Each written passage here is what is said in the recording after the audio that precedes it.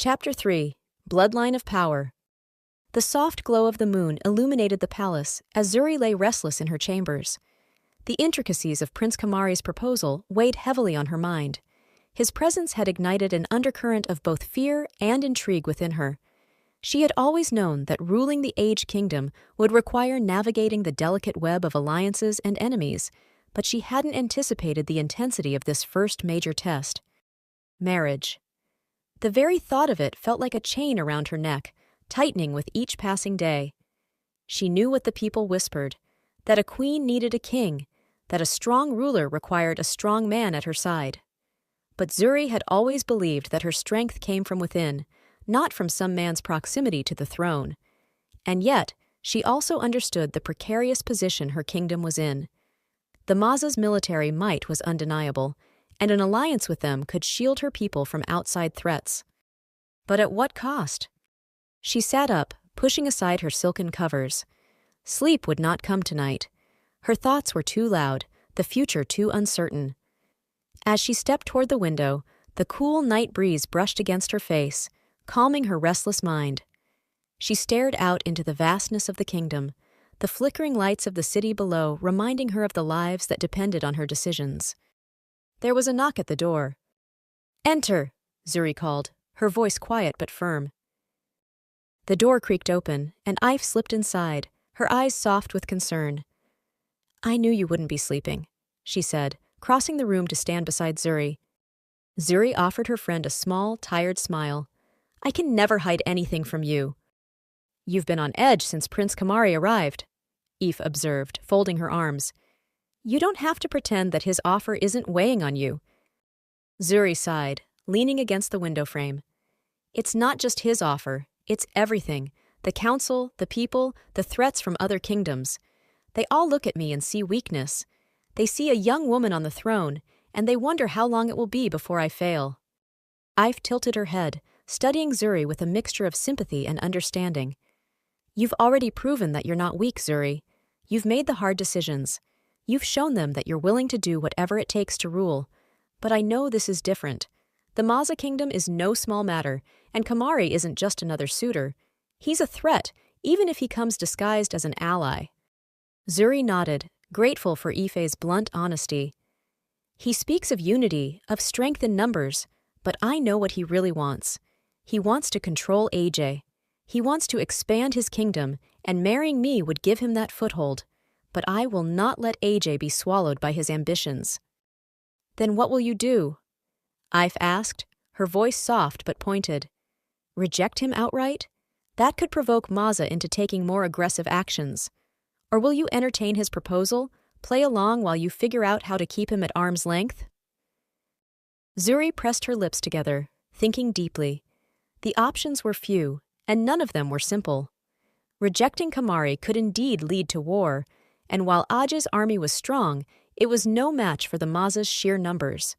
But accepting him could mean losing control over her own kingdom, a fate she would not tolerate. "I need more information," Zuri finally said. "Kamari may have come with offers of peace, but I don't trust him. There's more at play here than just a marriage proposal. If we're to make a decision, we need to know exactly what his kingdom's intentions are." Ife's expression turned thoughtful. "You're thinking of sending a spy." "Yes," Zuri said, her voice resolute. "I need to know what Maza's plans are. If Kamari's father, King Seifu, truly seeks an alliance, then I'll consider his proposal. But if he has other intentions, I want to know before it's too late." Ife nodded slowly, her gaze sharpening with determination. "I'll make the necessary arrangements. We'll have eyes in Maza within a week." Zuri placed a hand on Ife's shoulder, grateful for her friend's loyalty. "I trust you, Ife. You've always had my back. Now more than ever, I need people I can rely on." Ife smiled softly. "Always, Zuri. You know that." As Ife turned to leave, Zuri's thoughts returned to the complex web of decisions that lay before her.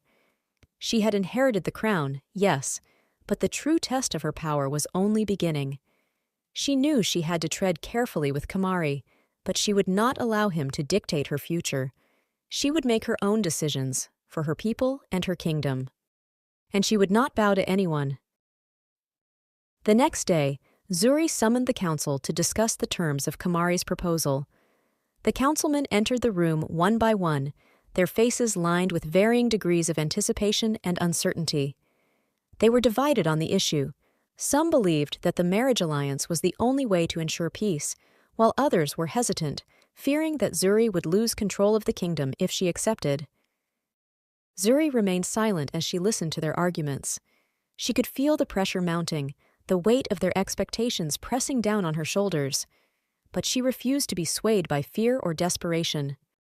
"Your Majesty," Olumide, the elder councilman, said, breaking the silence, "I believe we should carefully consider the prince's offer.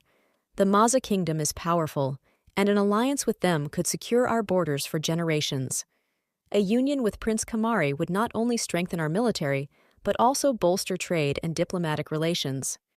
Zuri met Olumide's gaze, her expression thoughtful.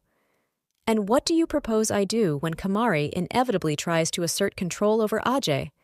Do you believe he would be content to remain a mere consort, or do you think he would seek to influence our affairs?" Olumide hesitated, choosing his words carefully. "Prince Kamari is ambitious, yes, but he also understands the importance of stability.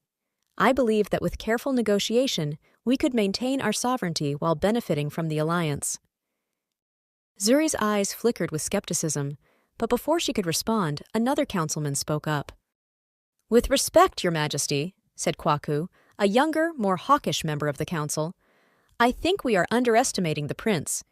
He did not come here simply to ask for your hand in marriage. He came here to lay the groundwork for Maza's dominance. If we accept this proposal, we might as well hand the keys to our kingdom over to him." Murmurs of agreement spread through the room, and Zuri could feel the tension rising. "Then what would you have me do?" Zuri asked, her tone sharper than before. "Reject him outright and risk a war with the Maza? Ajay is strong, but we are not invincible. We cannot afford to be reckless." Kwaku folded his arms across his chest. "We cannot afford to be weak either, Your Majesty. Reject the marriage, yes, but make it clear that age is not to be trifled with. We have powerful allies of our own, kingdoms to the east and north who would be willing to support us if Maza turns aggressive." Zuri's mind raced as she weighed the options. Rejecting Kamari could indeed lead to conflict, but accepting him would bring its own dangers. The thought of giving up any measure of control over her kingdom was unbearable. But could Ajay survive another war? "I will not be rushed into a decision," Zuri said firmly, silencing the murmurs. "We will continue to monitor the situation and gather more information about Maza's intentions. Until then, the prince's offer remains under consideration, but no final decision will be made." The councilman nodded, though she could sense their unease. They wanted certainty, a clear path forward. But Zuri knew that the path to securing her kingdom's future was fraught with uncertainty. She could not act hastily, no matter how much they pushed her. After the meeting, Zuri retired to her chambers, her mind buzzing with the weight of the day's discussions. She knew she had to make a decision soon, but for now, patience was her greatest weapon. The Maza kingdom was powerful, yes, but she would not let fear dictate her actions. She would find a way to protect her kingdom on her own terms. As the sun set on the kingdom of Ajay, Zuri stood once again at her window, staring out into the horizon. Somewhere out there, Prince Kamari was waiting, his ambitions no doubt as great as her own. But Zuri was no longer the young girl who had once feared the future.